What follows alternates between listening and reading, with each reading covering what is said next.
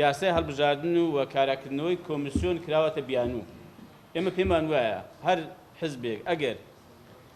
بیەوێ هەڵبژاردن بکرێت کە ئێمە هەمومان لەگەڵ ئەوەی کە هەڵبژاردن لە کاتی خۆیدا بکرێت بیەوێ هەڵبژاردن بکرێت یاساکە ناکە بە کێشە ینی دێ دەڕکا کە فەرمی بابین هەموارێکی زۆر ئاسایی ئەگەر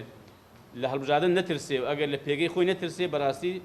کێشەی نابێت. کۆمیسیۆن بەم شێوەیە بێ یا بە شێوەیەکی کە بێ ئەم پێم وایە ناکاتە بیانوو کە کۆمیسیۆنێکە بێ بەس بتوانێت هەڵبژاردنەکە بەڕێوە بەرێ و دادگەر بێ و هەڵبژاردنی ڕێکوپێک و نەزیهی ئەنجامدا. بۆیە ئێمە بەڕاستی لەگەڵ ئەوە نین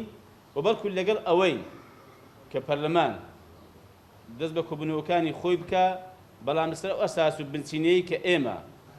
لایەنەکان سەرۆکی فراکسیۆنەکانی پەرلەمانی کوردستان هەمومان بەبێ جیاوازی لە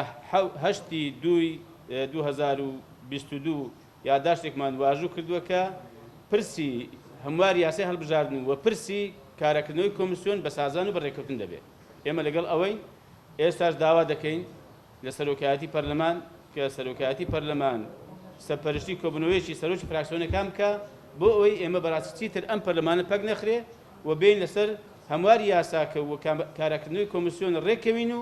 و دەست بە کۆبوونەوەکانی پەرلەمان بکەین.